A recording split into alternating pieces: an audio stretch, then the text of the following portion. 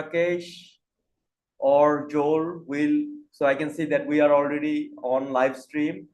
So we are going to welcome people and then play a song that we made till Joel comes back. And also, we are live and people are slowly coming in, and we want to have at least a few people to talk to, right? So, Well, I'll, I'll, I make a lot of music, by the way. So if you guys want any songs, I can send some across. Lots of sure, man. electronic, Yeah. classical, whatever. We would love to have you invite some of your fellow friends or family members. So I'm going to drop the invite link in our chat so that you can copy paste it to your friends. Okay. So I'm going to Cool. address uh, the people who are looking to us right now. Hello and welcome to IOD Nations Live. Thank you for being here. So, Draco, you want to say something? Okay, so IOD Nations, International Online Democratic Nations, is an organization that is trying to unite people all across the world and establish citizen-led democracy. So we have a guest with us called Dan, actually Daniel Hayden, I guess. Yes, yeah, Okay, yeah. so Daniel Hayden. he's from United Kingdom. He's a researcher, a financier, and then we have Draco, our agent of peace, and also Rakesh, the project manager of IOD Nations. So I'm not going to like blabber too much.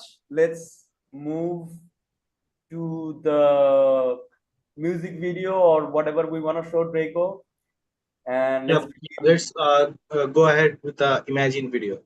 Yeah. Let's do the Imagine video today, and then we'll come back Yeah, to you pretty soon. I'll get a notepad and write down the things that I want to say. Sure. All right, Dan.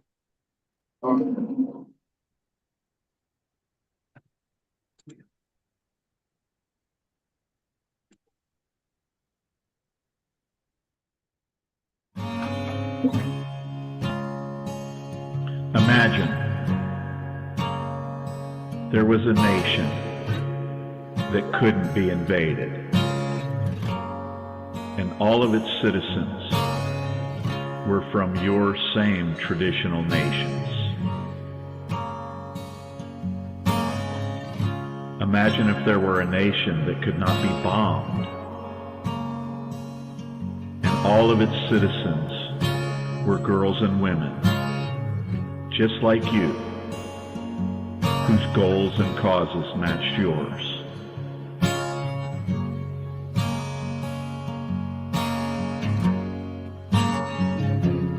Imagine if there was an international online democratic BIPOC nation of Black, Indigenous, and people of color, and also an LGBTQ+ nation. Imagine if the citizens of all of these online democratic nations were also citizens of every trad nation in the world.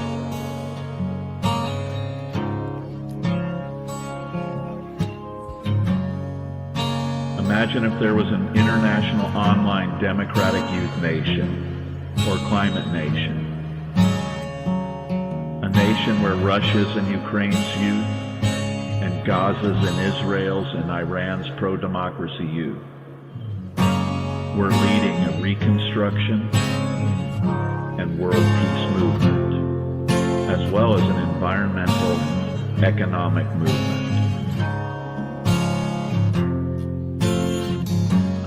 Imagine you live in Finland or Georgia or Lithuania, Taiwan, Australia, or Japan, or maybe Africa and South America or Canada.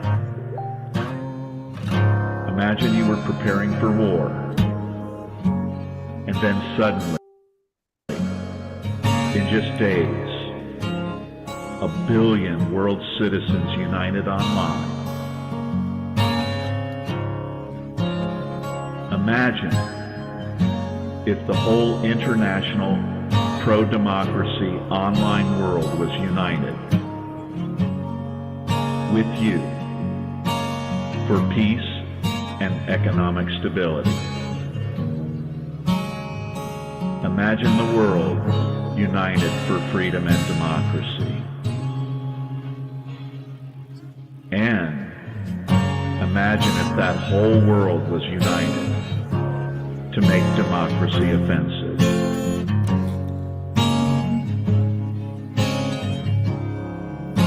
What happens if we do more than imagine?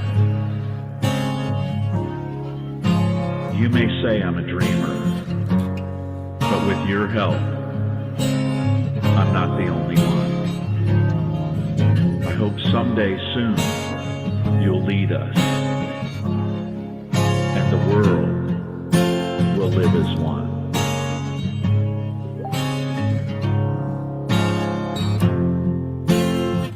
Imagine.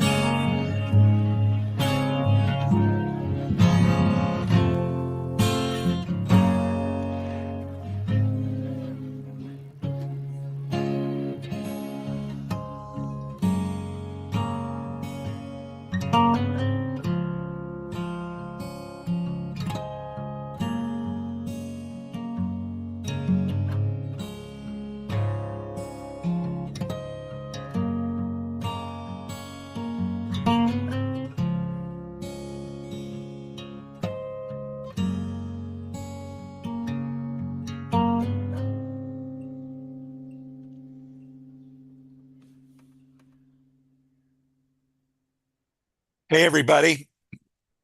Finally, Hey, we Joel. got Joel back. Wow, that's a great video. My name is Joel. Pardon me.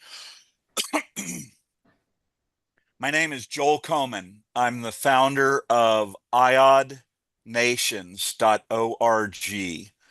That stands for International Online Democratic Nations.org. All of this is based upon a premise that I finally figured out a way to put into words a few years ago, this way. If a business no longer requires brick and mortar, does a nation require land and borders? And the point of all of that is that we are the first generation of humans to live in the age of the internet. And virtually every aspect of our lives is now largely driven and directed, or at least heavily associated with, our internet world and environment. And yet throughout this whole process, we've not united online democratically. Think about that. We've created a whole new world, a whole new environment, the internet. And yet for some reason, we haven't figured out how to unite there online for freedom and democracy all across the world. I believe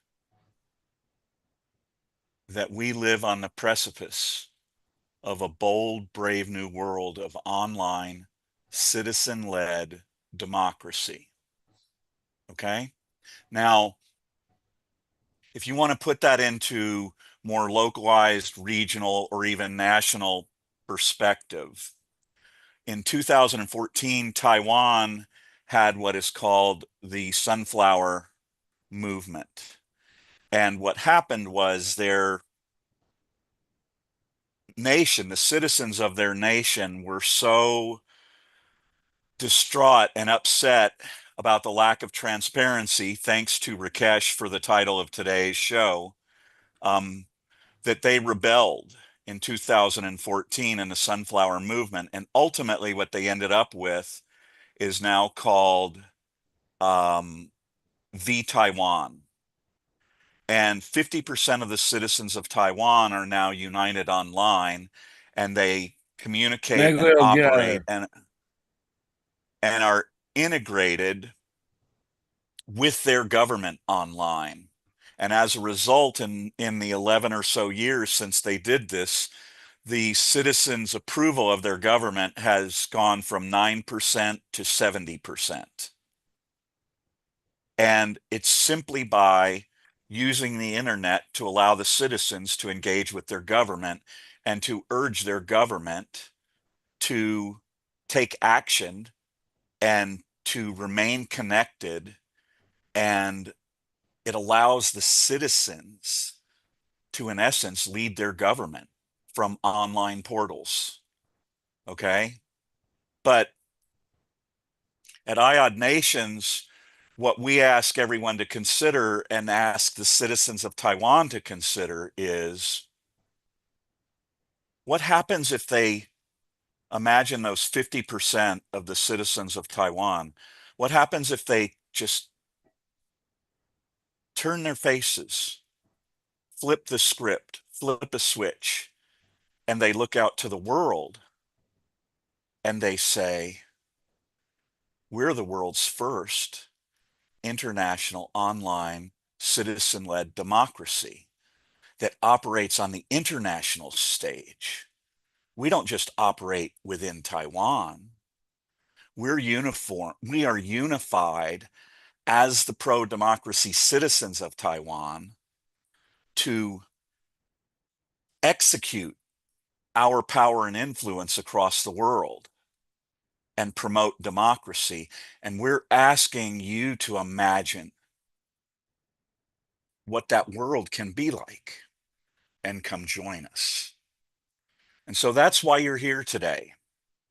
We are asking you to join us, to participate in imagining and implementing online citizen-led democracy. I wrote a book called The Recipe. If you could tap your screen 3 times to save democracy in Ukraine, would you do it? I tried really hard to get the people running the No Kings March to simply go up on stage at all the big marches and hold up their phone and say, we are asking everyone here to click on NATO's email address. Okay? And we just want you to send an email to NATO that says, please accept this email as my official recognition as an online pro-democracy citizen of the world. Now, if they had done that at those rallies, we could have ended up with 1 million or 2 million or 3 million or 5 million people united online through NATO democratically. And yet I couldn't get them to consider that. And so we're here to promote and pursue that in different ways. So we have Dan here from England. Yes. Dan? Yes. Hello. Hello. I'm Tell so us what you delighted. think. I'm so delighted that this movement exists and that I'm not alone, basically. On the UN side of things, one of my best friends that I grew up with, his father is now an Under Secretary General of the UN, and he's charged with preventing genocide. So I have links to the UN. I have links to the academic circles. I work in finance and have links to institutional, the institutional capital world and the pensions world as well. I've been pretty unwell basically the last 6 months because I'm disillusioned.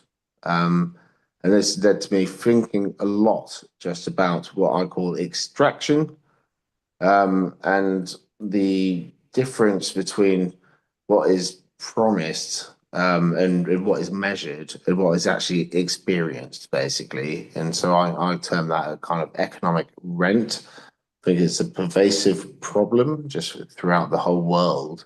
Some of my, I posted one blog post, just about a silly one about a pool, and it resonated with lots of people. And my local MP, so that's a delegate, I guess, for US people, or representative, got in touch and asked me to join a business forum, which I attended today, which is cool.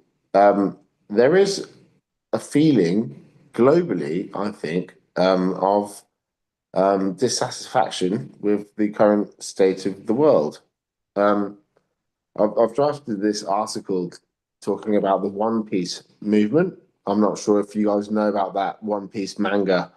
Yeah, but it's become a rallying flag, essentially, about freedom. I just find it really interesting. I'm really happy that IOD exists. I'm only starting to learn about it now, but it seems like the logical next step, really. But the fact is, according to my theories, basically, then the natural state of affairs is that there are just extraction exists, political extraction, economic extraction. People at the micro level in their interactions will always try to benefit themselves, and that's the normal state of affairs. And we need robust company relationships and political relationships, robust regulatory institutions as well. And at the moment, we're going through a problematic period, where essentially that robustness is collapsed. I think we all know that it's essentially happened. There's some pockets of hope. So Mamdani, for instance, I see that as quite hopeful. But we're in a period of transition, what some people call the fourth turning. I'm not sure if I subscribe so much to that particular kind of view. But my mathematics, which I've conjectured, is essentially saying that the natural state of affairs is that things are going to get worse, but that with the correct institutional setups, and with things like this, like IOD, to keep incentives aligned, and to have better alignment, then the future could be much better. So my background is in economics and international relations, and politics, so that's what I studied. And my dad and my mum were both mathematicians. I worked in institutional finance, so advising really large pools of money. And there are some interesting parallels. So I was there when, after the Iran and Obama kind of nuclear agreement, I was in some investment meetings, which it was illegal for for anyone American to join, because some institutions were thinking about investing in Iran. And then obviously Trump came in, and that tore that all up. But there's an institutional depravity, basically, and we can fix it. One thing that I find really hopeful is, I've forgotten his name, but that guy, he's walking around the world. So it's this I'm not English familiar. dude. There's this English dude, and Of course it is. apparently in a pub, he bet someone, I'm going to walk around the world. And then yeah, so like he's predicted to come back to England, later this year. And I'm going to write a big blog post about that, because it shows that he's been helped by humans the whole time, mostly, except in Russia. I think he's suffered a bit. But it's a really inspirational story of someone who just set this crazy goal and has just walked around the whole world. And the actual experience is that, you know, humans tend to care for each other, but the institutional setups, uh, how we've organized society is such that, yeah, you know, there's conflicts of interest everywhere, and a lot of what I'd term extraction. So I'll leave it at that for now. But Okay. what I'm trying to do essentially is formalize what I call the vocabulary or the grammar of rent. So I think that many tech companies, advertisers, and all sorts are extracting rent essentially and unwittingly for most people through data collection. They're monetizing that. Most people aren't aware of that. People's ability to make choices which are not impacted by, I wouldn't say propaganda, but as in genuine choices, that is being challenged, and it's going to get worse with AI.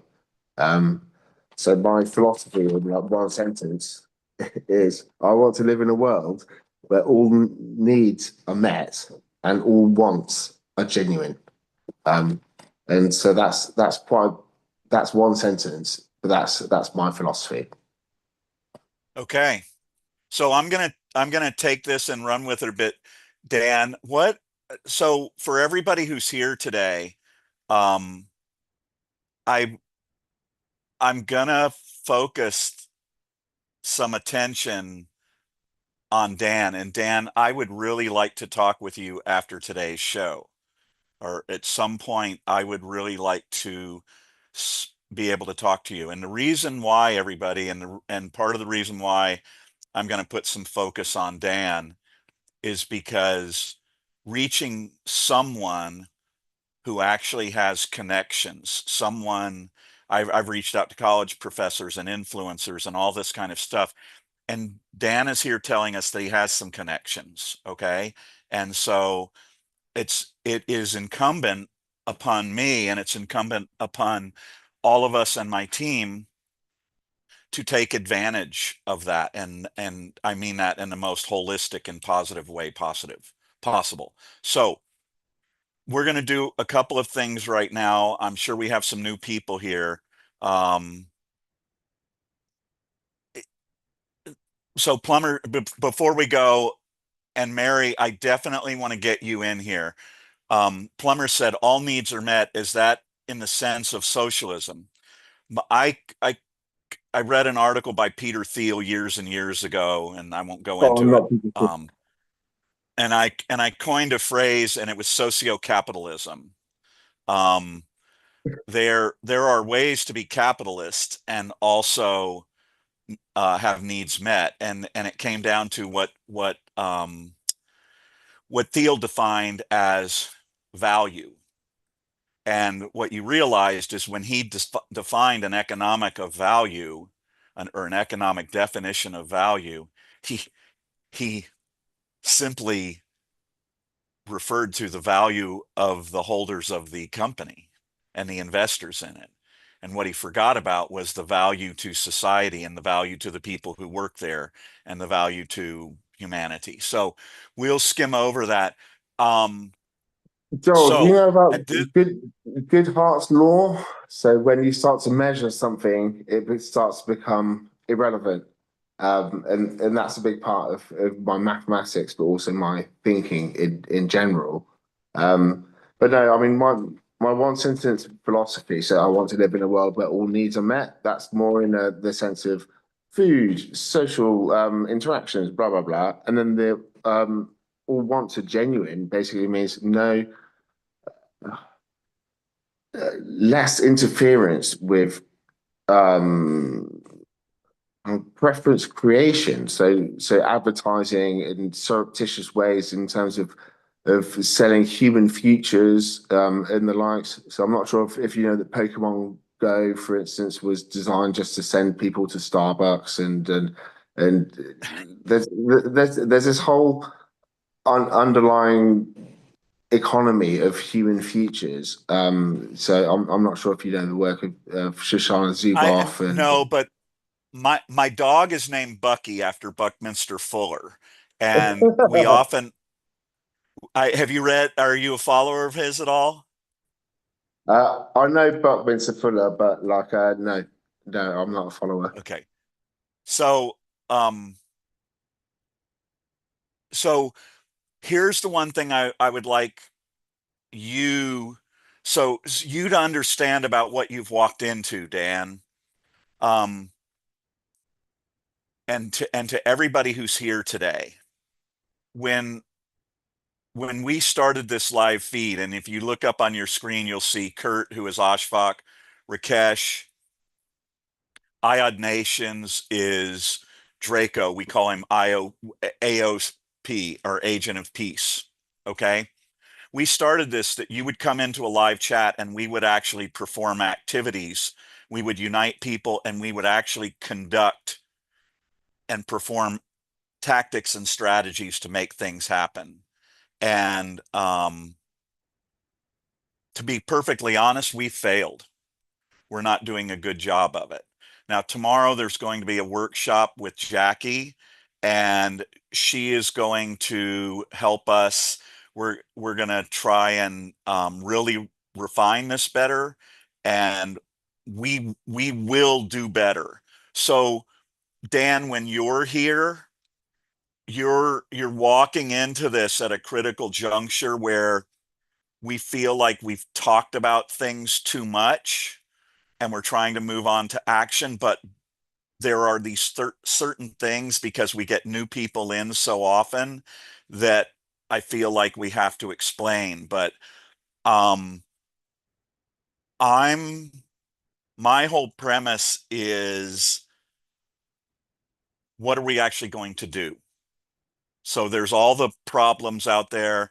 I Your mathematic theory, I had one a while back, and so I'm not going to go too far into that. So but I just want you to know, if sometimes I'm like directing towards what we're going to do, um, it's because inherently we have been failing at that, and I can't let that continue to happen. I have to keep us focused on So, accomplishing things. so if I may, during my a period of depression and thinking about all of this stuff, um, I was thinking about a concept that I called a thought bomb, which is basically just trying to propagate the ideas and propagate it all in a structured manner. So I wanted to release a novel and drop off the novel at a couple of big tech companies and stuff, which would explain in a very funny, sardonic, and I've drafted it, a funny, sardonic, kind of like Hitchhiker's Guide to the Galaxy slash Terry Pratchett, but like for yeah, just explaining how ludicrous just the world is in the world of old data and stuff. That should coincide with some more academic stuff, and then also my kind of blog projects. And my twin brother is the head of of the of comms for like one of the political parties here. So yeah, for Liberal Democrats.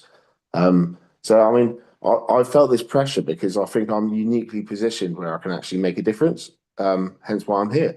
And Dan, so let me try to I want to keep it going for everybody who's here, and I want to share something with you that I think will really help. Hopefully it'll cause you to say, wow, I never quite thought of it that way. So um the first thing we're gonna do, hey Draco, we're gonna do, or Rakesh, can you put up the rules for how we're going to proceed, and just do that? And then Draco, right after we do that, I'm assuming we're filming here. I'm going to try and go in and put together our description of IOD Nations with your visuals, with the script that I wrote last night to try and get this more succinct and get something that we can record and we can just put out there that anybody can look at and understand who we are and what we are about. So, Draco's going to play this. Welcome to IOD Nations Live. Before we get started, here are a few ground rules that keep this space safe, respectful, and powerful for everyone. Number 1, respect every participant, no exceptions. Number 2, raise your hand in Zoom before speaking. Wait for the host to call on you. Number 3, mute yourself when you are not speaking. Number 4, one person speaks at a time, no interrupting. Number 5, stay on topic, keep it relevant. Number 6, no hate speech, no harmful language, 0 tolerance. Number 7, hosts have final authority. If they step in, that decision is final. And number 8, come with good faith. We are all here for the same reason, to build citizen-led democracy together. These rules exist to protect every voice in this room. Respect them, and let's build something extraordinary together. Welcome to IOD Nations.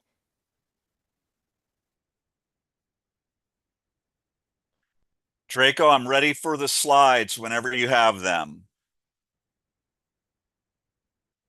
So while we're waiting, everyone who's here, you're at IOD Nations, iodnations.org.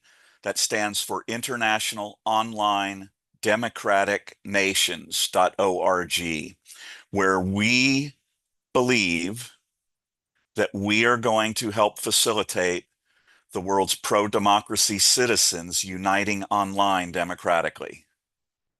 And we are going to inspire people to think outside of traditional land and borders-based nations and to not just imagine, but to live in a bold new world of online citizen-led democracy that takes and explodes what Taiwan has been doing with their platform, Taiwan. So this is not a new idea. They've been doing this for 11 years. Online citizen-led democracy is happening. Barcelona's doing it. Munich has met with Taiwan. Other countries are doing it. This is something that is happening. Susan describes it as we're waiting for Draco. She says, I'll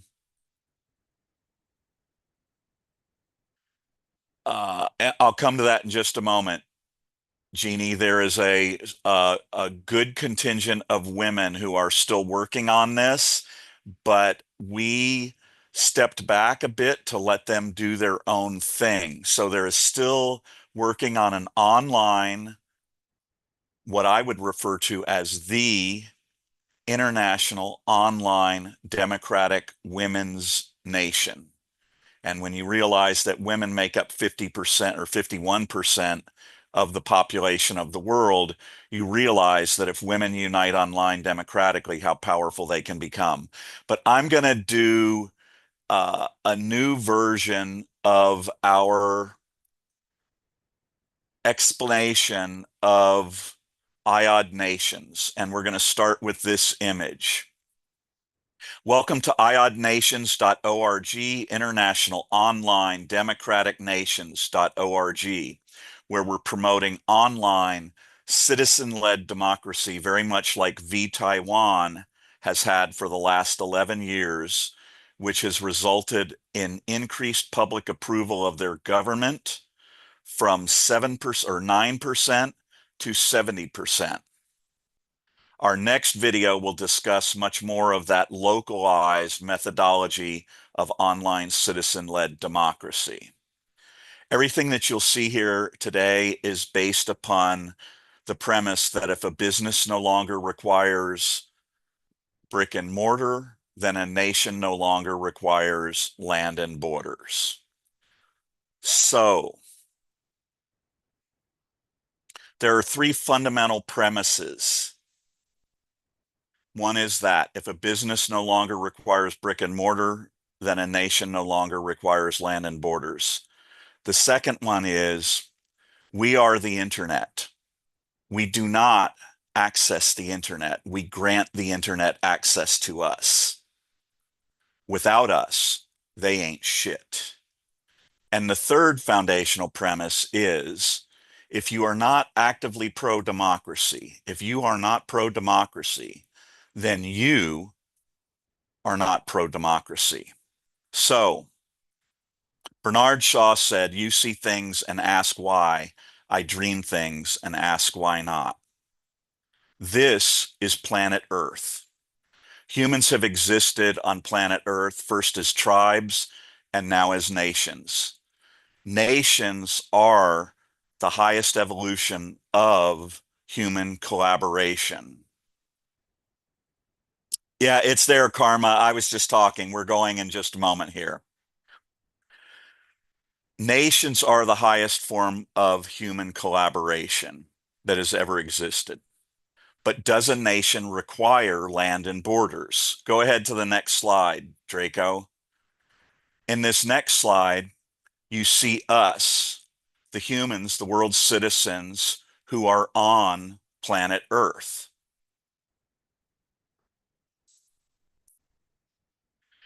Currently, we are being used and abused like crops or cattle or swine.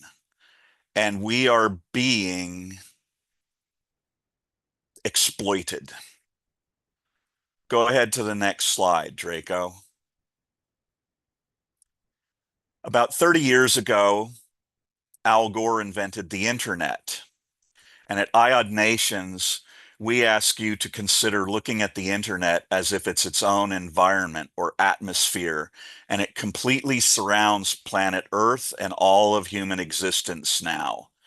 So our world has changed in ways that were never viable or did not exist until Al Gore invented the internet. And now this is what's happening on the internet. Go ahead, Draco.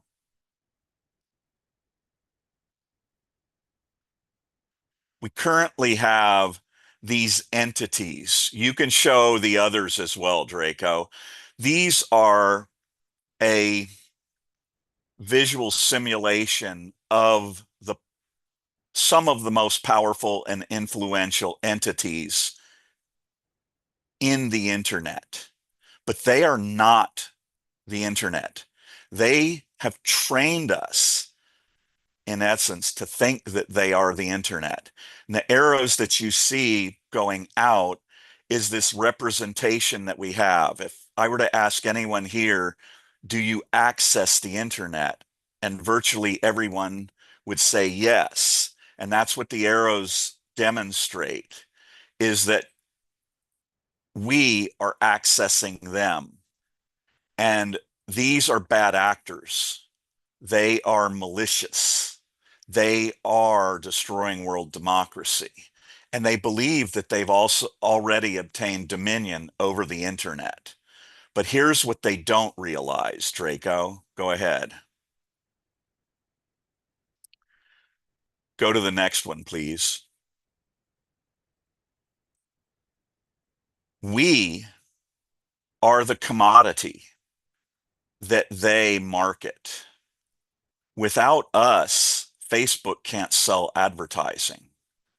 We think that we're actually accessing Facebook or YouTube or Instagram or TikTok, but the reality is we're granting them access to us. But if we choose to unite online, as for instance, the IOD US Nation, the IOD Women's Nation, the IOD UK Nation, these are citizen-led unifications. They are separate from our existing traditional governments. These nations, like the IOD Youth Nation and the IOD Art Nation, They can have their own constitution. They can have their own Bill of Rights or Declaration of Independence.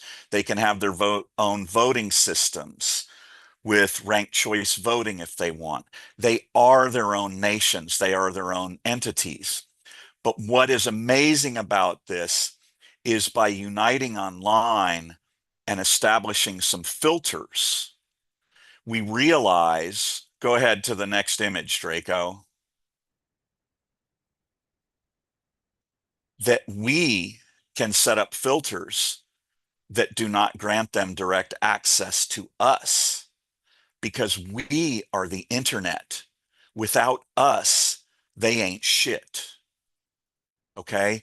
When we unite and we establish that every entity that wants unfiltered access to us, whether that's economically, socially, religiously, politically, internationally, if they want access to us, we require that they prove that they are pro-democracy. Otherwise, they get filtered access to us. And at this moment, when we do this, we have completely flipped the script, right?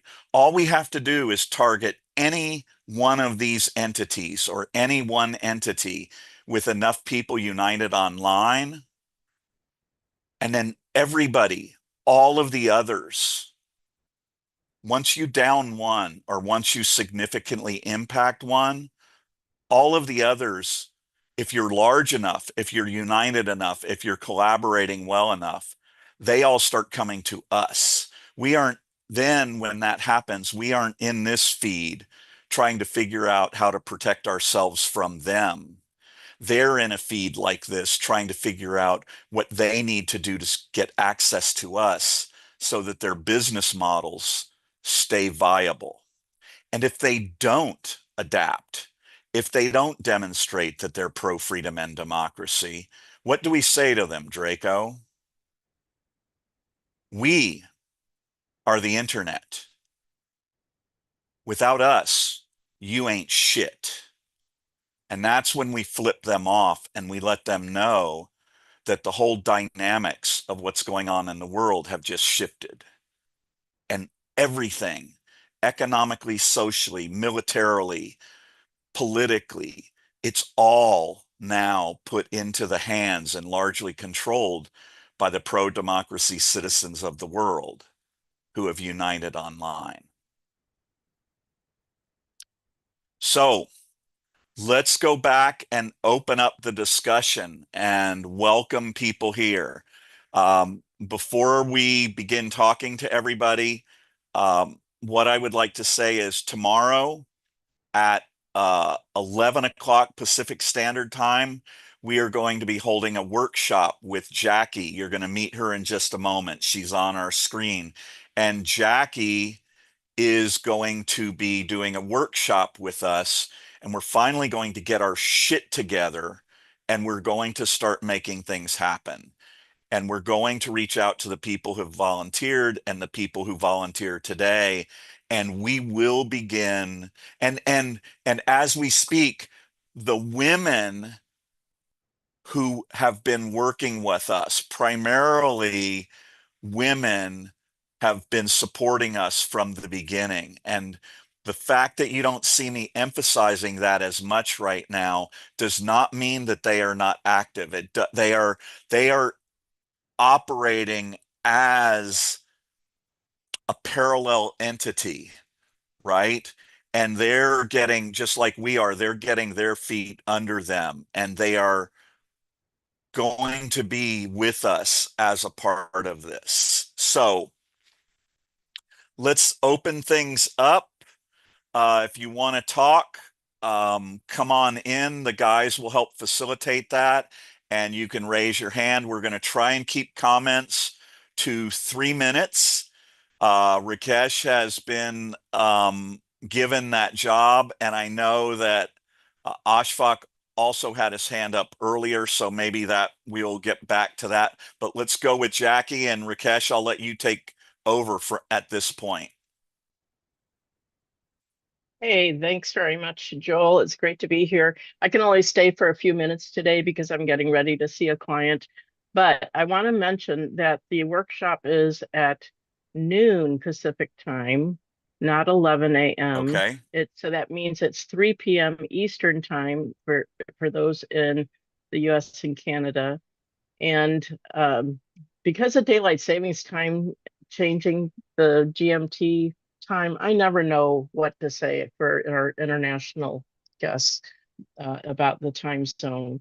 But can you hear me okay? Because I see Rakesh's message saying I can't hear anything. You can. Okay, good. All Yeah, right. I hear you fine. Does Rakesh hear you? He says I can't hear anything in the chat. So, Yeah, sorry, I might have a internet interruption. So go ahead. oh, no Okay. worries. No worries. Okay, so I'm going to be co-teaching that with Ash because we discovered in our meeting that we have some overlapping but different skill sets. And so there's some things he's going to teach using Claude. I'm going to focus a lot on collaboration with AI in order to get much better results and essentially to help program a better world going forward. Um, and together we're going to present this workshop tomorrow. Again, that's at noon Pacific, 3 p.m. Eastern, if you're on US Canada time, and you'll have to calculate your time other than that. So I think you guys have been supplying the link for where we're meeting for that workshop, and everyone's invited. There will be a replay. So if you can't make it, we are going to start pretty much on time. Within 5 minutes after the hour, we will dive into the material. And if people join and have to leave because it is a 3-hour workshop, then just come and go. But we'll be going through, and then if you miss something, please just watch the replay. And those are the ground rules for that workshop. And we will end on time by 6 p.m. Or a little early if we get through everything early, but we will close out the workshop by 6 p.m. Eastern time or 3 p.m. Pacific time, just so you can set your time expectations. We want to respect everybody's time. All right, and there is no cost. This is a gift to the community, and we will be very happy to help people become more efficient in working with AI to move this ball along, because spending time manually on things is not a good use of your talent anymore. And your talent lies within you dreaming big about what kind of world we want to live in and what can we create from here, not just opposing the bad things that are happening, though we must address those. We have to have a vision for a brighter future. We have to know what's on the other side of opposing the authoritarianism and the creep away from democracy. So that's what I've got to say. I am very grateful to be here, and I hope you all have a wonderful rest of your day. I will be hopping off in just a few minutes. If there are any questions before I go, please ask now. Thank you.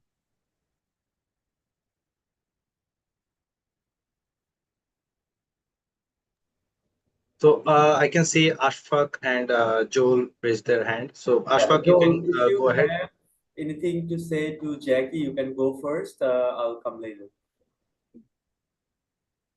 The only thing I would say to Jackie, and I'm sure she will understand this, where I would just word things a little bit differently. We don't need to understand what's going to happen on the other side of this.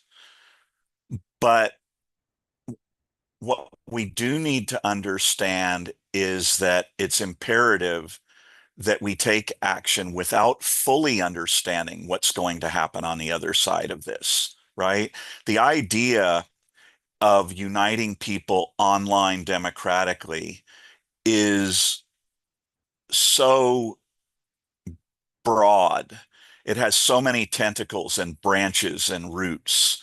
We can't possibly know what's going to happen. But hopefully you're here because you're frustrated and you want to do something. Okay. And what we're saying is come join us. We're going to do something. We can't tell you exactly what's going to happen, but what we can tell you is this, and this one's for Dan. Democracy is dead. Long live democracy. Okay. This is a new era. We don't have all of the answers, but it's time for the next democracy. And don't let the fact that you don't know exactly what's going to happen scare you away. As JFK said, the Chinese have two characters for the word crisis. The first character represents danger. The second character represents opportunity. Be aware of the danger, but don't let that stop you from seizing the opportunities. So there.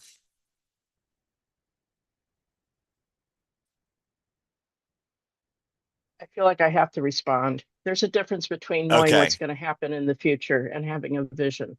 If the I Ching says it furthers one to have a place to go. And when you don't have an optimism that the fight is worth having, that the sacrifice is worth making, then why do it? So you have to have some sense that that it's worth Yes. it's worth the effort. And so I just absolutely have to say that this isn't about predicting the future. Painting a brighter vision of the future has to do with having a direction that you wish to go where things will be better. So that's thank you for listening.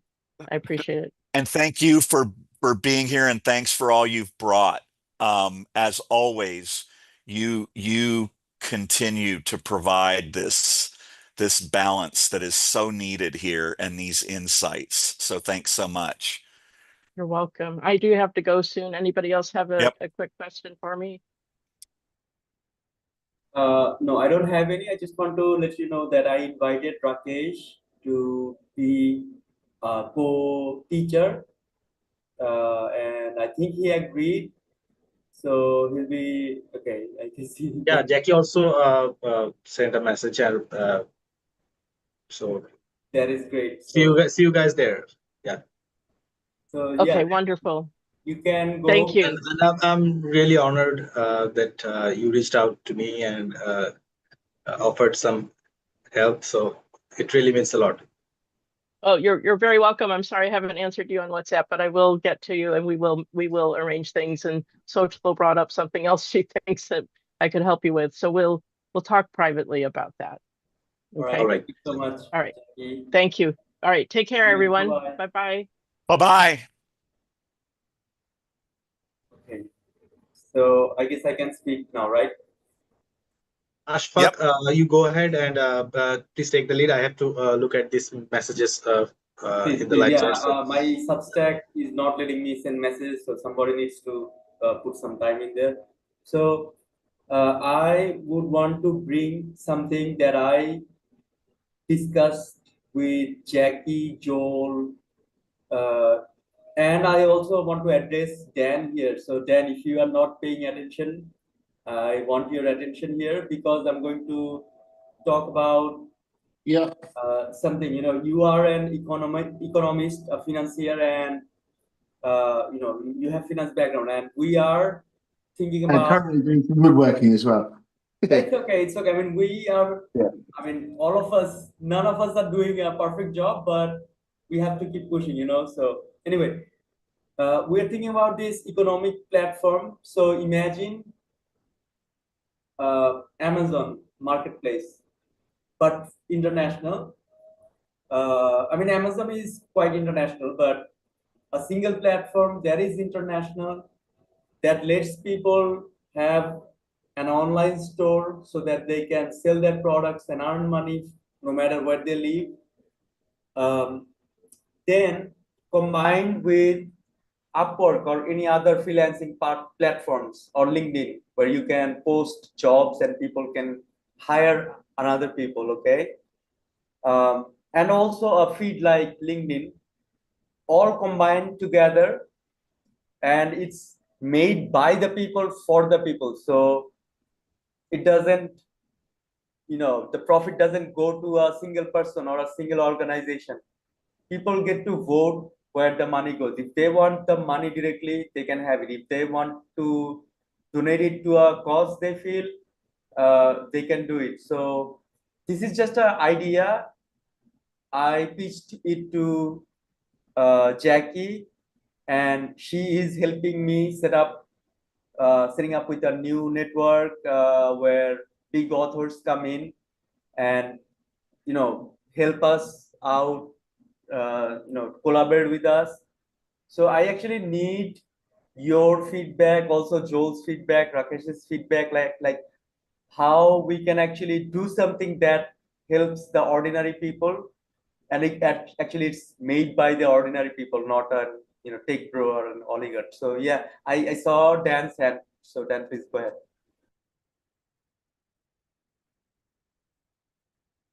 I'm not muted now. Yeah, look, there's a bunch of economists who look at this. So one of my favorites being Mariana Mazzucato. She can be a slightly controversial, but she's instituted a really solid body of research looking at exactly the things that we're talking about. She advocates for a public alternative to big tech. I think, given the current geopolitical situation, that might happen in Europe. I mean, the decoupling's going on. Yeah, there's people who are thinking the same thing. It's clear that there's platform monopolies. In my world, that you call them moats, and investors get all excited about it because you're basically squeezing loads of money out, and that kind of makes me slightly depressed. But I think the extent to which the extraction is going on at the moment, it's led to a really fragile system. I'm afraid to say that depending on what happens with oil prices and geopolitical situations, I mean, we might end up having a kind of crisis. Basically, I mean, it's brewing. So the real thing is we need a plan for afterwards. We need well articulated policies and an alternative. I'm a kind of Georgist by nature, so I think there should be a land value tax. I also think that you should extend that to the attention economy. That there should be a kind of attention economy tax, and that there should be a public alternative to the big tech platforms, basically. So we don't necessarily need to get rid of them, but where there's competition, so there could be like a national Facebook or whatever, where the interest might be slightly more aligned, and then just the very existence of that would impact the nature of the other businesses. Now, why has Europe not had any tech champions? Is that coincidence, or is it just US policy? That's a question that I think about sometimes. Yeah, I mean, the US has been quite aggressive in some senses in terms of foreign policy, but also in terms of industrial policy. And someone more skeptical than me might say that basically the USA has tried to squash any attempt at decent competition in the tech sector from Europe. But it's not just tech. There's private equity and private credit, which I think is like the pinnacle of extraction, basically. But it's a really multifaceted, like a polycrisis, basically. So what I think needs to happen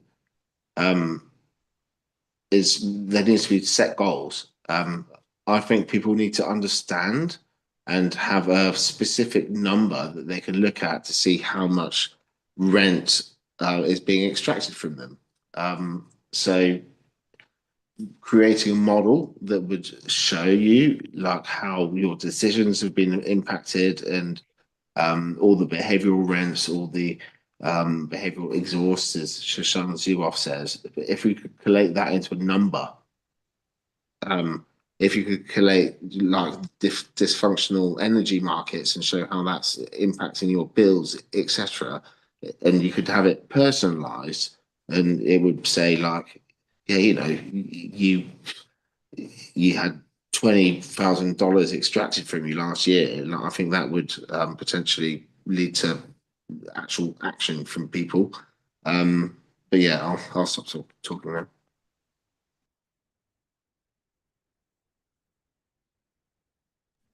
Rakesh? Yeah, Joel. Actually, I raised my No, hand first. Ashfaq's next. Thanks. Yeah.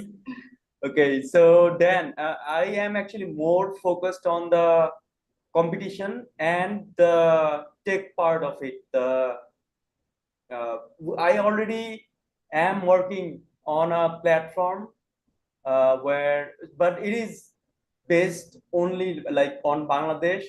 But I am gathering that knowledge where I can build one for international purpose, where people from anywhere can come in and sign up and start selling their stuff.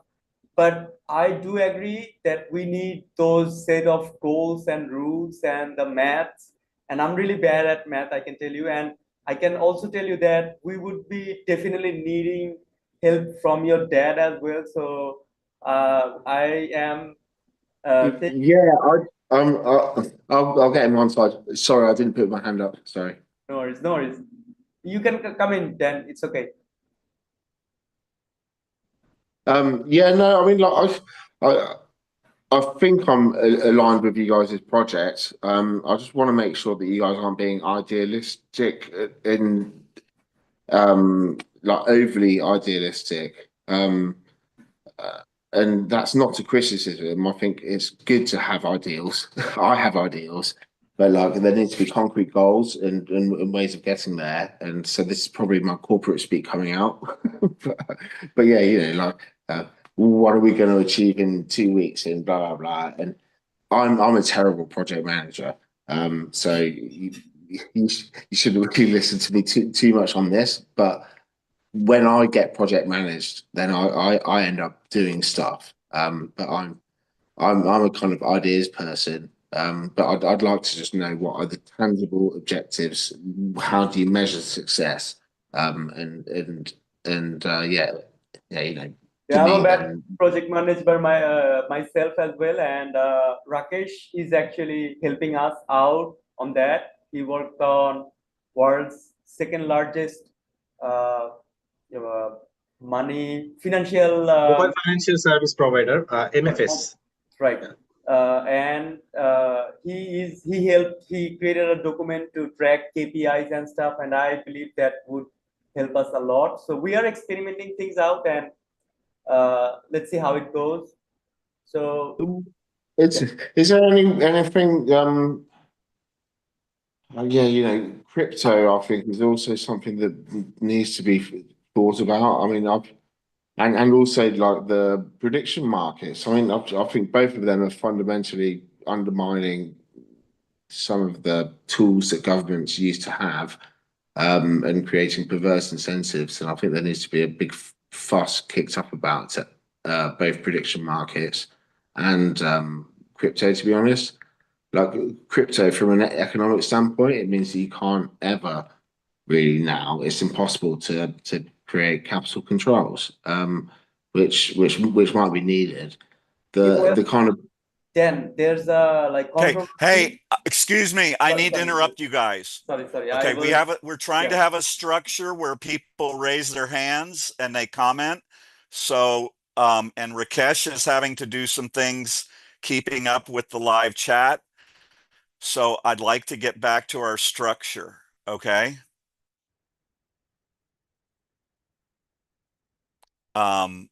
So before I talk, I'd like to invite if Ginger wants to come in. Ginger's new here, even though you haven't raised your hand, Ginger. Do you want to just take a really brief introduction, or is there anything you'd like to say? Hi, can you hear me? Yep. Awesome. I'm Ginger Repke. I live in central Missouri. I'm interested in this philosophy of democracy online. And I ran across this because I was looking at um, Dr. Hassan's Substack and some of the things surrounding the Epstein files and women getting involved in politics. So I have a background in data warehousing and technology. So that's the place where I think that I can provide some support. And that's, I guess, what I have to say. Okay. Hey, Ginger, have you reached out to us? And I apologize, Ashfaq, I'm going to do this just because I did have my hand up and I want to just make sure I engage with Ginger because that engagement is really directed to everyone who's here. So Ginger just volunteered to help us with a background in data. Okay. And this is the bridge to what's going to happen tomorrow, where we are actually going to get back into the process of accomplishing things. So Ginger, have you emailed us? Do we have an email contact for you? Yeah, I have her Substack account. Actually, she was in our live feed. She was asking for the Zoom link, so I shared it from our nation's Substack. We have her Substack account and also her email address. Yeah. I'm all hooked up now, Okay. but I just ran the intro so you know who I am. Okay, perfect. So then, really quick, Heather, you've been here before, haven't you? Yep, I Welcome have back. been Okay. here several times. Okay. I'm gonna go in and I am going to address what Dan said. So Draco, can you bring up the first of the other two images where we have the people who are being accessed? This is what comes after that last series of images that you did. And I want to address Dan's question about, is this purely idealistic? So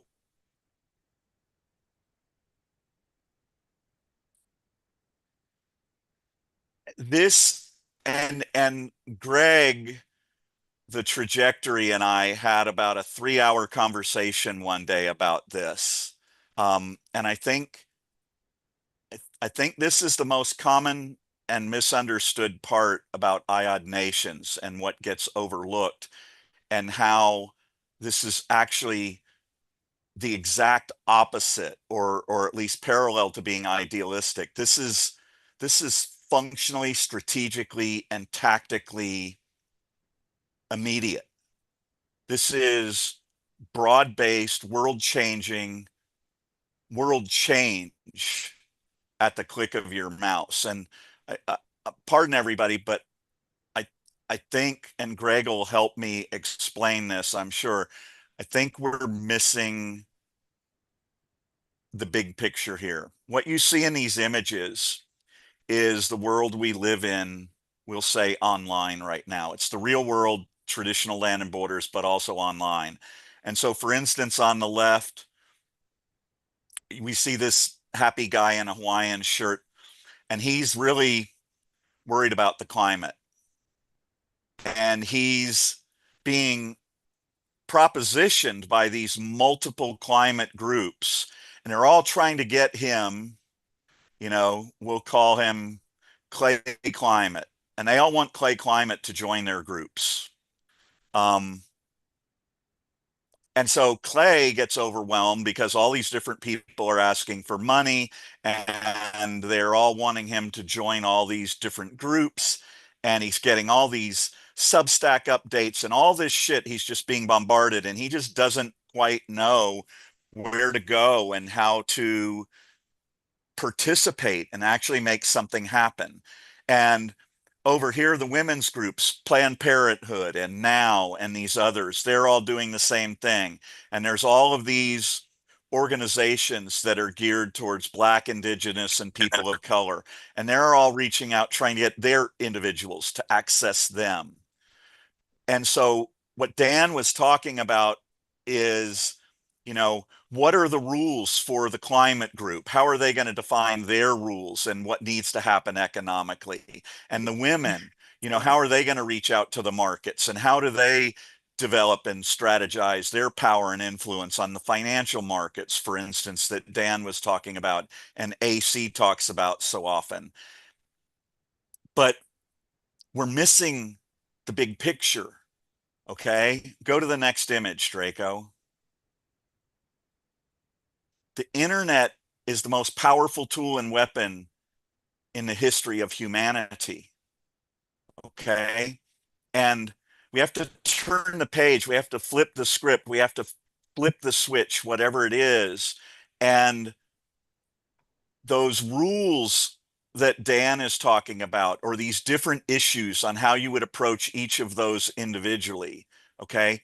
If you imagine this model of online citizen-led democracy, now you have, let's say, the Women's Nation, but it's made up of Now and Planned Parenthood and groups of women who are standing up for the Epstein survivors. And they're all under the IOD Women's Nation. And we're losing our democracy in the world, our focus, all of these issues like Dan is talking about, like the Epstein supporters are talking about, young people are talking about, where they may not be able to buy a home or have a career, or all of this. Every single aspect of that is dramatically improved for the citizens of countries that have democracies. Okay, so we have to save democracy. Okay, and it's under attack.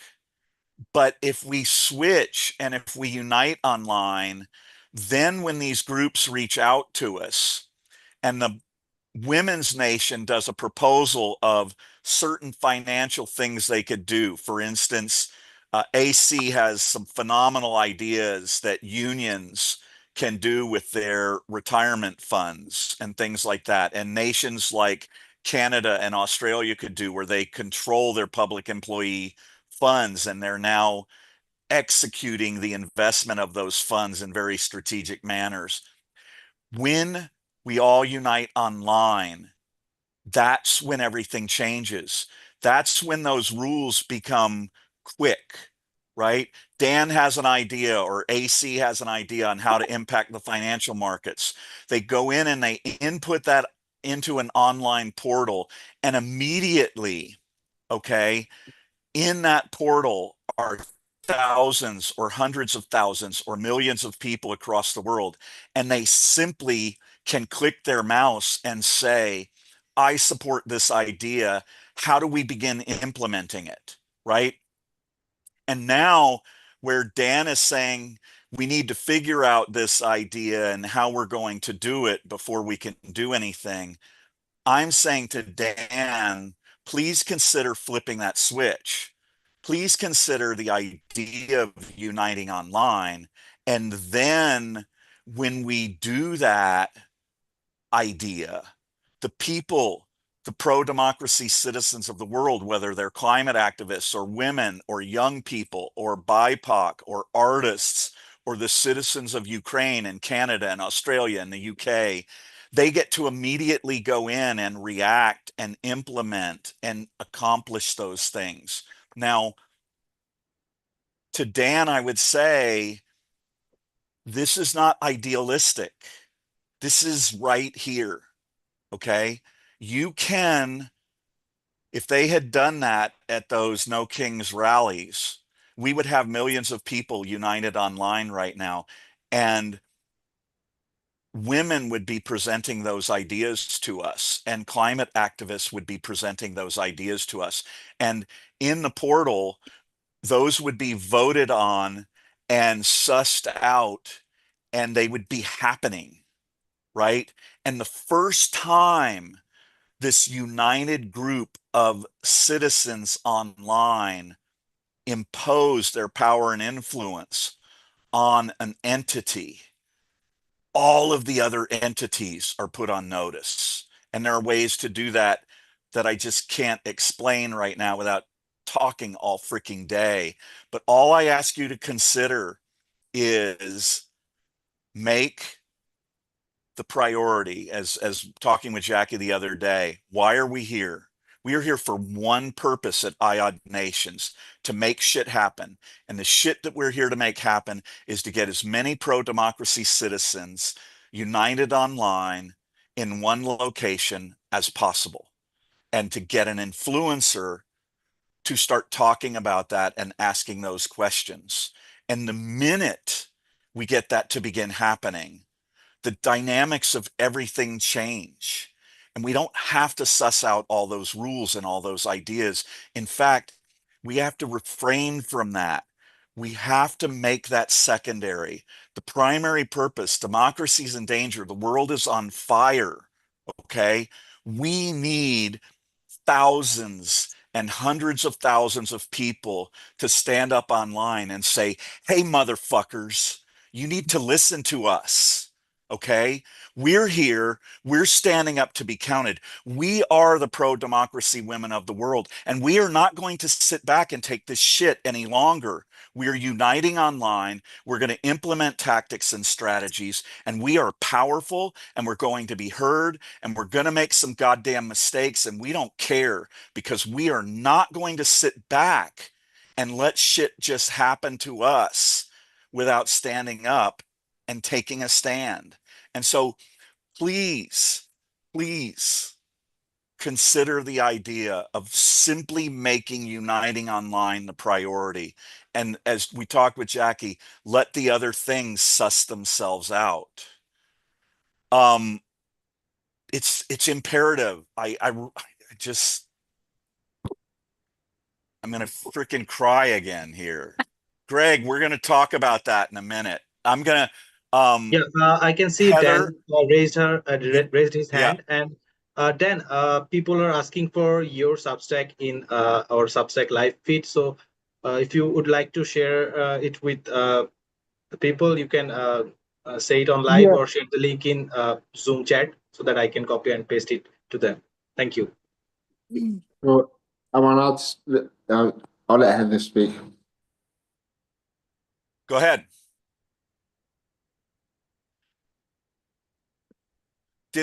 Dan, did I bridge anything from Yes, no- idealistic to realistic? yes, but I mean, look, guys, like Cambridge Analytica was in 2016. The Brexit vote was before that. Like the weapons which are being used against democracy are very sophisticated. It's adapted from basically hedge funds and very sophisticated technology. Um, I'm sorry, guys, but like we need to have the equivalent. And yeah, you know, I I I don't think that it's idealistic. I think there are tangible goals, but it's going to be really difficult, guys.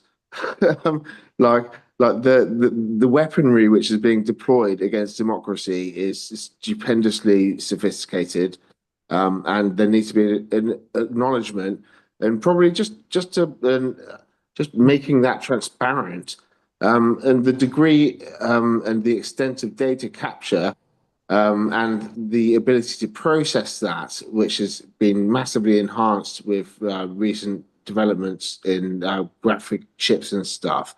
I mean, it's an uphill battle. So you need resources, you need really techie people, and it's that's the depressing truth. Basically, there's going to be lots of micro targeting. I'm not sure if you know about the Shannon-Enquist theory, which relates to electronics.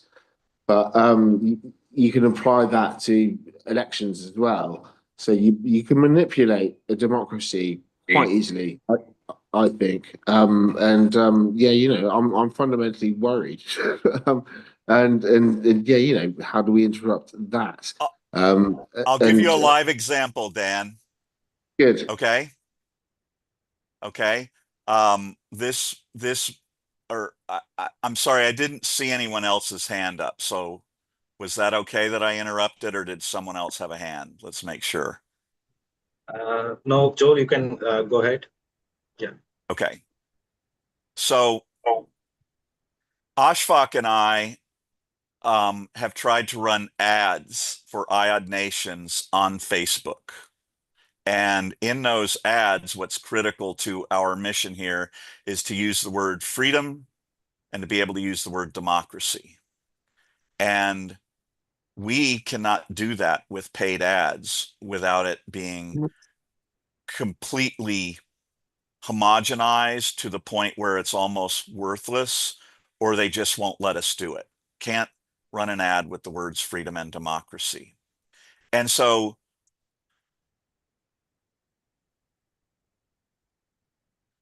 my comment to Dan and to everyone who's here that may end up getting some people coming after me is this simple.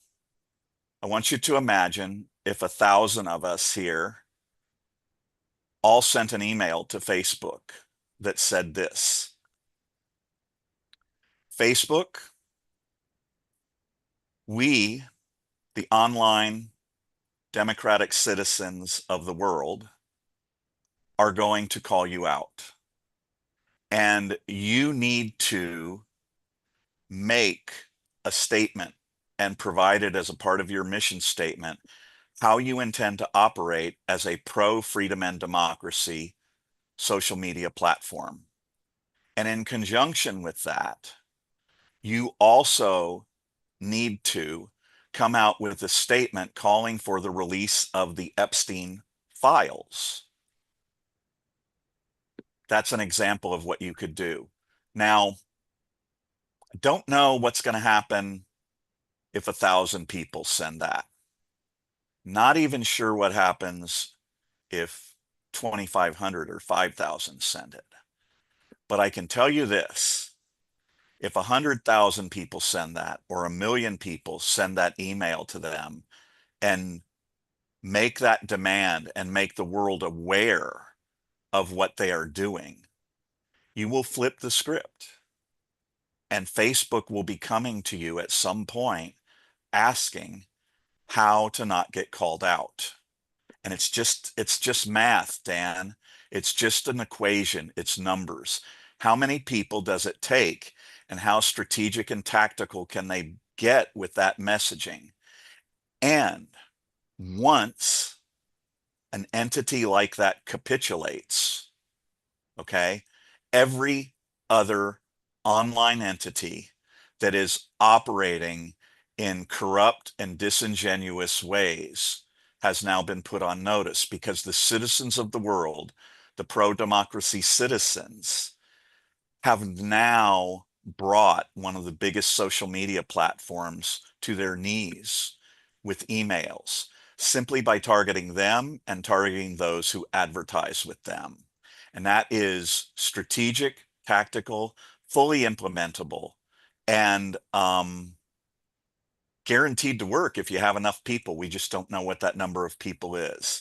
So again, if you do that, and if you get and you flip one, now the others are coming to you. The ones that are operating in these ways where we're saying we need money and we need resources and all of this. We need a whole lot less of that money and those resources if those entities are coming to us asking how they can work with us, because they will make it happen. And is that idealistic? Yes. But it's also a simple math equation.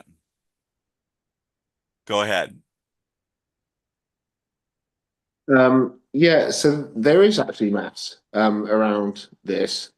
The game of Mafia, for instance, in game theory, then it shows that root n, yeah, root n of the population is what's needed to have a stable mafia game, basically, and it's quite startling. So you don't need that many people to have a network of elites who are looking after each other. That's mathematically true, and that's basically what's happened.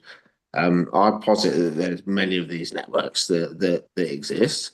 It would be good if they were dismantled. But yeah, you know, like there is maths that describes and economics that describes exactly what you're talking about. And the annoying thing is that yeah, you know, you don't actually need that many people to be in on it. Just to lead to very bad outcomes. But like what does change is when you change up the actions of others. So basically, we need more investigative journalists, better information gathering, and more funding for independent research and journalism. What's going on at the moment is consolidation in terms of media. We've, especially in America. Yeah, sorry guys. I mean, like you guys are just going crazy with mergers. And yeah, you know, it's a sad state of affairs when certain families and basically dynasties are going to be controlling information. And yeah, you know, I worry about that. But it's that enabling of, of, of getting that interesting data. Next, I'm not sure you fully understand how sophisticated some of the political targeting really is. It's I don't. it's I don't. it just based on Brexit and on the first Trump 1.0, and there are all these malign actors who've got their various incentives, but like this is really there are people who spent a lot of political capital and a lot of basically Russia and China trying to undermine the Western Union, and they've won. I mean, like, They think Dan, here's my whole point. They think they've won. Okay. That when you looked at that image, okay, they think that they have garnered enough control over the internet that they are in essence unstoppable. It's why much of what we see now is so visible, right?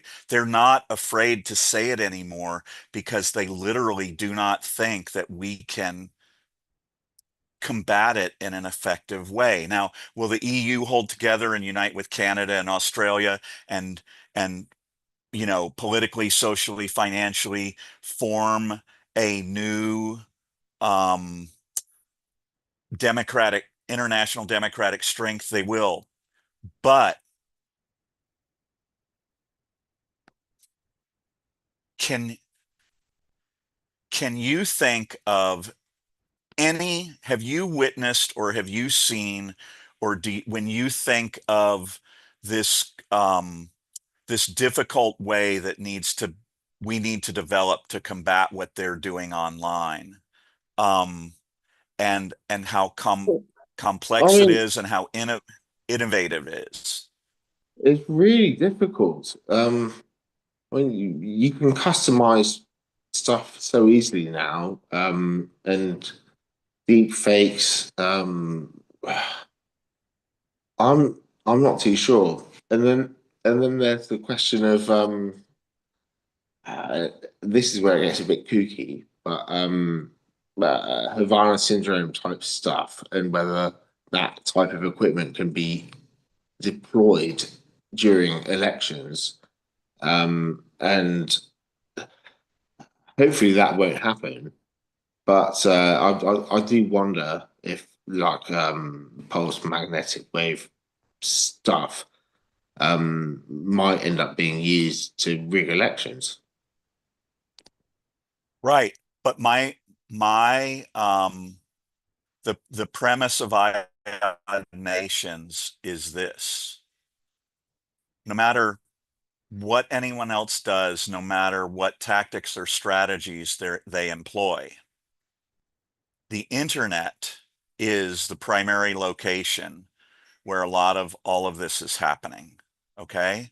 And when we unite online, we are the internet, and without us, they ain't shit. And so it's just a matter of numbers and all of that stuff. Once, so I envision a world where you simply say to AI, if your AI wants access to us, it has to prove that it's pro-freedom and democracy. And our pro-freedom and democracy AI is going to fucking evaluate yours. And if we don't like you, you don't get direct access to us. And any company that you work with doesn't get direct access to us because we're the pro-democracy citizens of the world. We control our online environment, and we are going to control your access to us. Now, do you still get to exist? Hell yeah, because it's a free and democratic world. Okay. But we know we can't control you. We know how powerful you are. We know you have resources that are out there that we as citizens aren't capable of combating and figuring out and all of that. But here's what we do know. We know what we control, and we control your access to us if we unite online. And the minute we control your access to us, we control you. And maybe not completely, but way more than you think. So we've, I, I'm, I won't say I'm certain, but I, that's a conversation. I mean, if people here want to have that while we're here, by all means, but I'm going to open this up and see if there's anyone else who would like to come in, if they have raised their hands. And then what I'm going to do, Dan, is we've had some really long shows, and I don't have time to do them that long right now. And I don't want to ask the same people who have been here before to sit through that again without us getting to where we need to be tomorrow, which is taking action. So if I don't see any other hands here, um, I'm probably going to sort of begin working through this and closing out the show with the hopes of talking to you directly. Greg just So raised his hand. So, Greg, why don't you unmute absolutely, yeah. yourself? Hi, everyone. I hope for better days for all of us. What I'm going to say is, for this to work, for international online democracy to work, it's basically down to whether you believe or you don't believe that if I tell two friends and you tell two friends and those people tell two friends and you believe in the power of multiplication, simple multiplication. Again, I tell two friends, you tell two friends, and somebody else might tell five friends, and somebody else might tell one friend, but you have to believe in the power of growth. And hey, the people that we're up against, they believed in the power of growth. That's what got them to where they're at. Exactly. So what we're saying is you're going to either believe this can work, or you're going to throw up your hands and give up and be like the rest of humanity that doesn't want to try. To be an innovator, to be an inventor, to be somebody that starts a mission that is worth going after for good people, you just have to believe in the power of growth. And if you believe that you can tell a few people, you know, Or, hey, you might know 20 people. You might know one, but tell somebody. And the results might surprise you.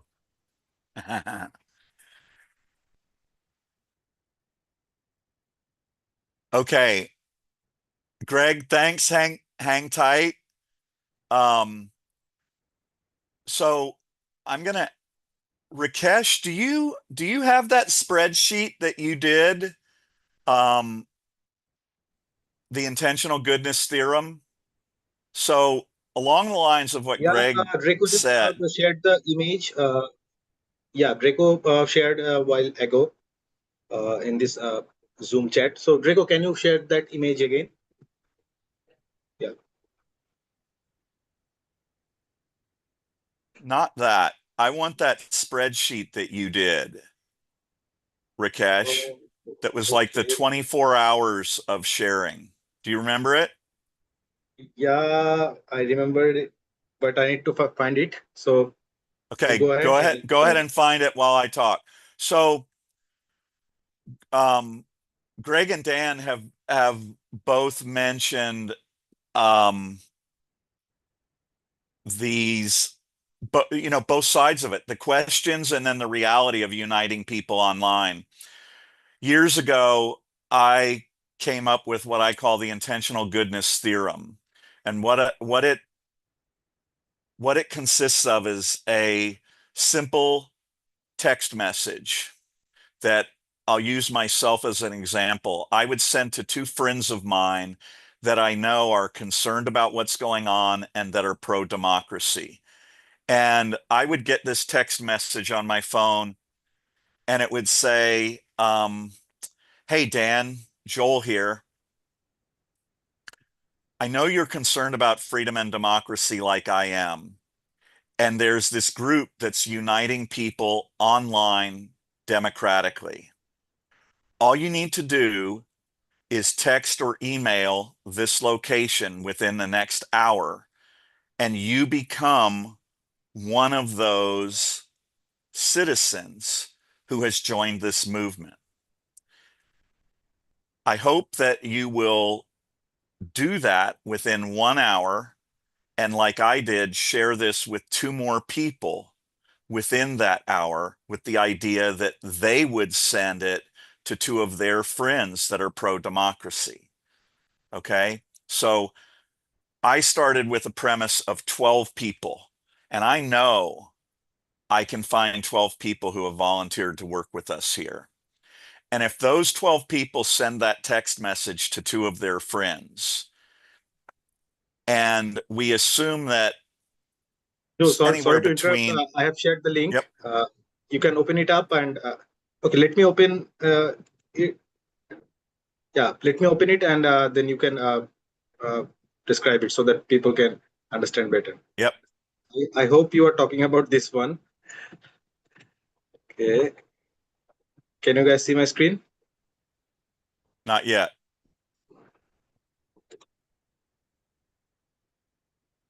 Okay. How about There we now? go. It looks like it's getting ready to open. There we go. Now, basically what you have here is on hour one, we started with 12 people, okay? And of those 12 people, they sent two messages, okay? And we assumed that out of those two messages, 1.5 of them would continue the thread. Now, is that potentially an overly optimistic assumption that, you know, 1.5 out of two people are going to do that? Yes, it is. But look at the numbers. Oh, where'd you go? There we go. If 12 people did that in the first hour, within 24 hours, can you scroll to the bottom of that, Rakesh? Yeah. Don't hold me to these numbers, but this is to give you a rough idea. At the end of 24 hours, you would have 1,694,577,000 or whatever it is, 218,886. You would have more fucking people united online than you can even imagine from 12 people sending a text message. Now, I've gone into 50 Substacks the other day, and not one of them were people talking about what we can do. Every single Substack that I went into was people talking about what the problems are or how we need to resolve this certain issue before anything can change. And what we're saying is we don't need to do any of that. Once these people are united online democratically, the whole dynamics of everything have shifted. Now you're immediately raising these issues online. You have an audience that's eager to implement these things in a pro-democracy way, and you start making them happen. You start ticking them off one after another. The International Online Democratic Women's Nation votes for ranked choice voting. And the Youth Nation says, hell, that's the way to go. I wish we could get our governments to do it. And pretty soon you have the Youth Nation and the Climate Nation and the BIPOC Nation and the LGBTQ Nation. And all of a sudden, Canada says, look at all those guys. They're doing these online democracies. They're using ranked choice voting and it's working. And the citizens of Canada are now online interacting with their government, and they put in a proposal. We want ranked choice voting in Canada. Boom. It gets 10,000 votes, which is the critical number where the Canadian government has decided they will deal with something where 10,000 citizens want it dealt with, and boom, it starts happening. And this is my point. This phone, this mouse, in 24 hours, you could have over 1 billion people united online. Okay. And tomorrow, we're going to meet with Jackie and we're going to work out structures. And the women who are working on this with Karma and the others who are there are working on their mailing lists, they're going to be a part of this. And we're going to make it happen. And I can't tell you how quickly, I can't tell you how many people it's going to be, but I'm not stopping until I get a major coalition of pro-democracy citizens or a nation, a viable group of citizens from any nation in the world united online to make things happen. That's the objective. And we are not going to detour from it no matter what. Go ahead, Greg. I just wanted to say that in human history, in all of human history, any journey that's ever been worth pursuing has begun with a single step. One single step. You have to take one step before you take the second. So either you want to take the first step or you want to take a step backward. Okay. Arthur Schopenhauer said, all truth passes through 3 stages. First, it's ridiculed. Second, it's violently opposed. And third, it's accepted as self-evident. To me, and to a lot of people here, it is self-evident that eventually the pro-democracy citizens of the world will unite online and want to collaborate in different ways. We're just trying to speed the process up. So thank you to everybody that's here.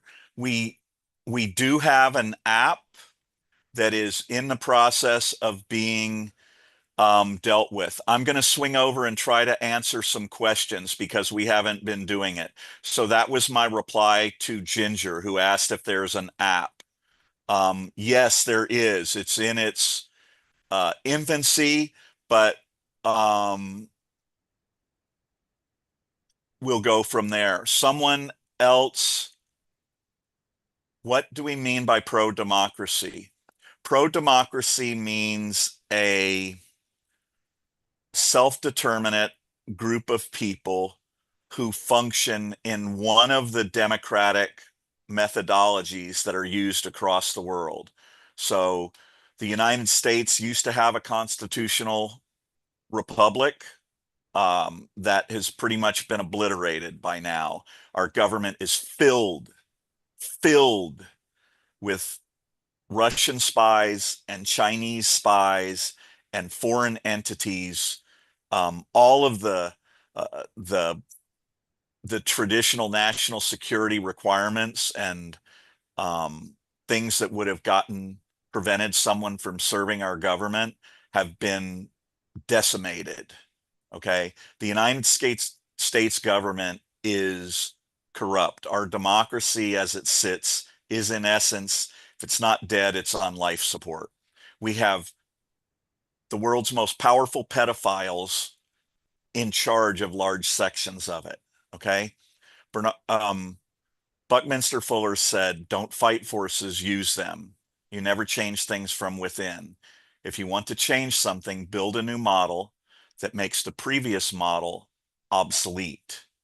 Dare to be naive. We are intended to be architects of the future and not its victims. You can click your mouse, you can tap your screen, and you can dare to be naive, like Greg said, and just take the first step. And that's what democracy means to me. There it is. Ginger says, a fun new way of old-fashioned chainmail. What if we made it fun, Ginger? What if we created it with some goofy message, right? Greg does a thing, if you remember Cheech and Chong, right? There's all kinds of messages that we could send. We can do them in different ways. And after Tuesday, we are going to do it. And Ginger, we're going to enlist you and we're going to work with you and we're going to engage with you in a way where you feel like you can accomplish something.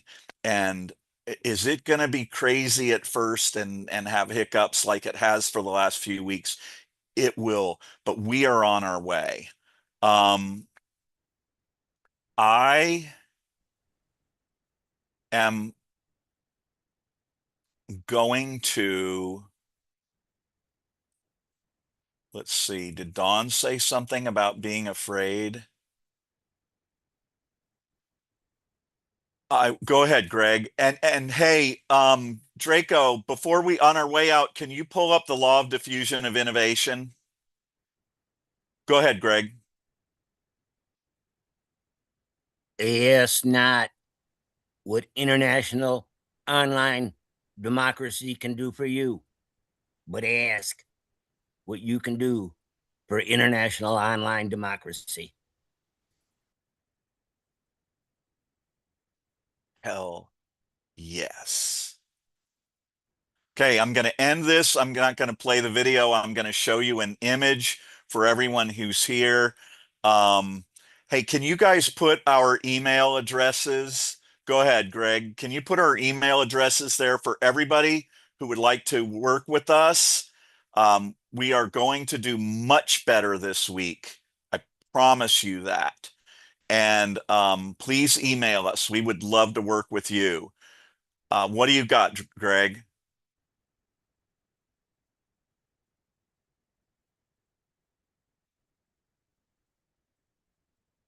I'm posting a website in the chat. That's all. Okay. No, I saw your hand go up. All right. Draco is going to pull up an image from one of the most, I think it's the number 3 most watched TED Talk in history by Simon Sinek. And it's about leadership, and it includes what is called the law of diffusion of innovation, which is the way that human beings adapt to change. So while he's pulling that up, I want to send a message to all of the ladies who are here, if you want to work with the ladies group, you can email us and let us know that, and we are in constant touch with them, and we will hook you up with them, and then you can also work with us on the things that we will be implementing this week. And Draco's going to show me. I want to see the image of the curve, Draco. We want to skip forward. I'm going to guess probably around 13 minutes, 14 minutes into that video is where we're going to get the image of what I would like to say. I know there was somebody in the group here in the live feed who said, I believe there was a comment about someone being afraid. And so I would like to address that when Draco has that image.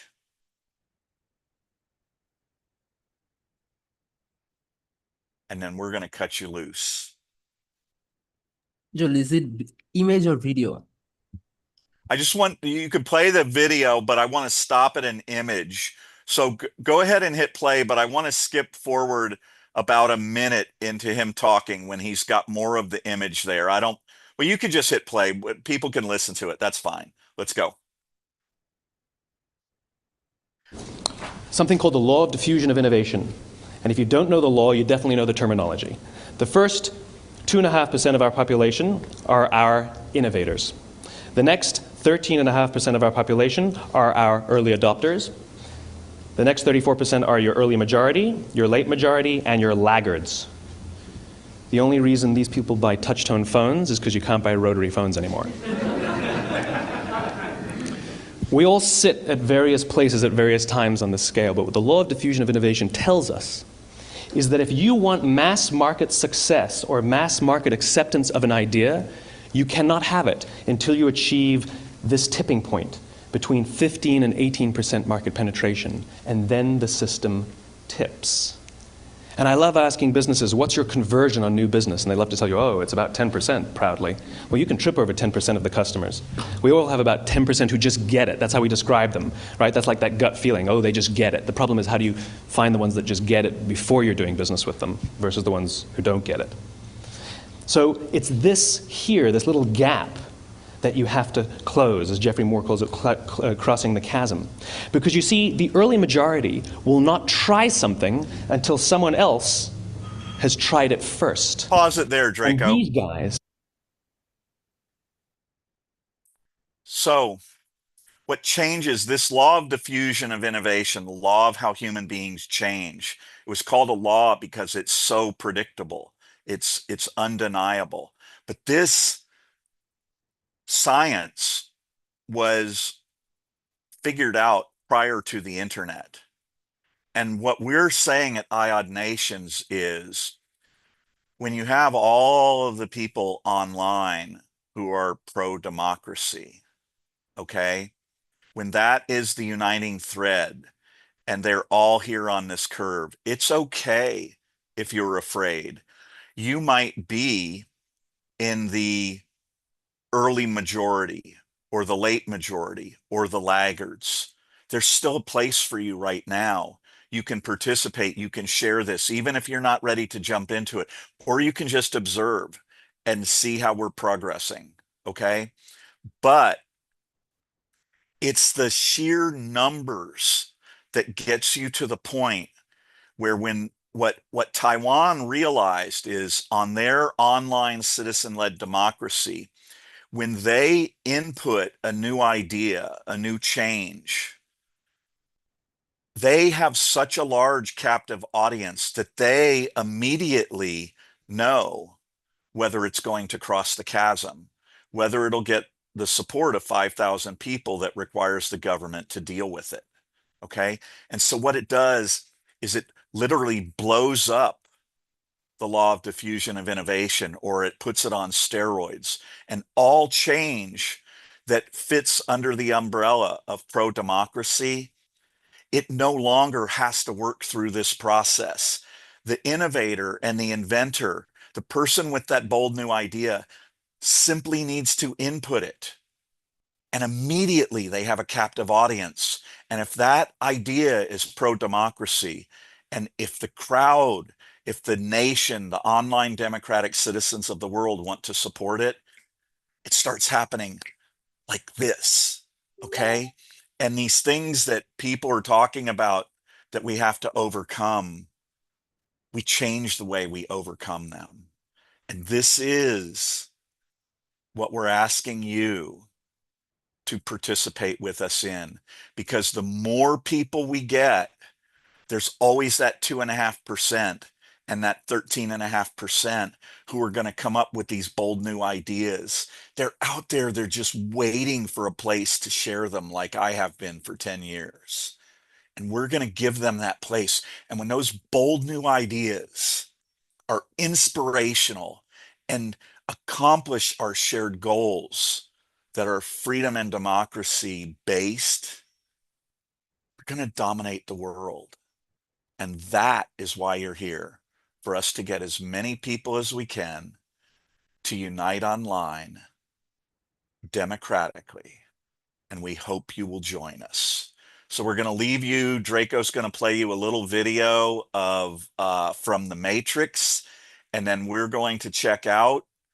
If anybody has a question, they can raise a hand. Otherwise, Dan, will you be able to stay here? I'm not going to close this feed. Everybody can leave. We'll stop the live feed. Will you stay here and talk with us? Yeah, coffee. Okay. So Draco here is going to play our little Ashfaq inspired cartoon from the Matrix.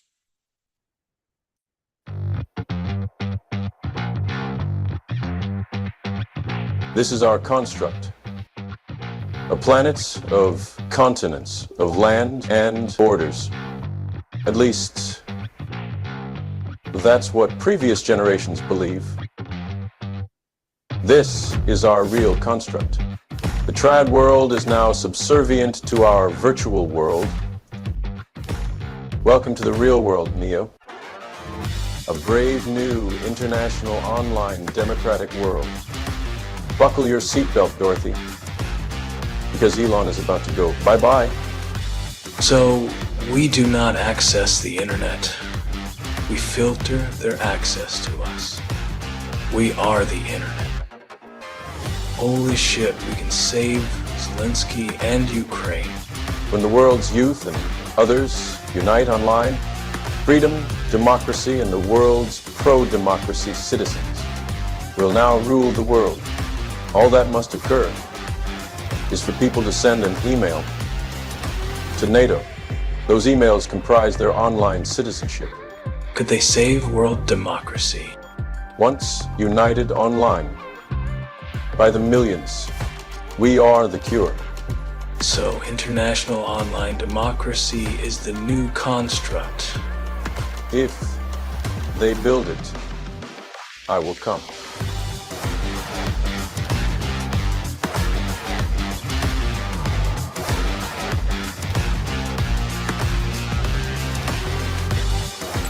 So you're here to save the world.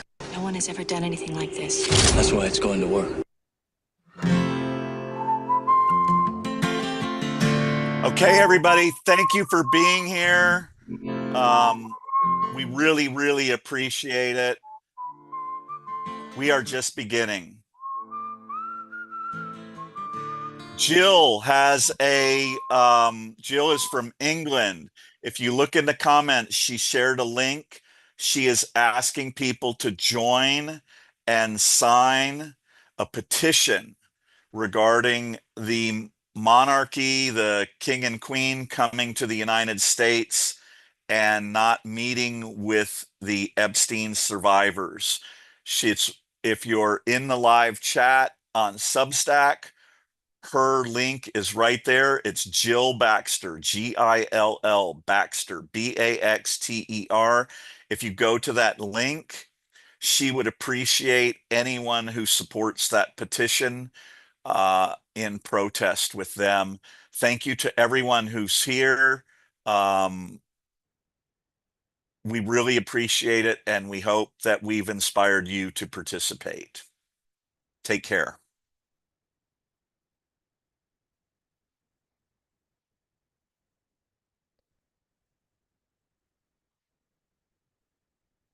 Okay, guys, I'm going to close out the Substack live feed.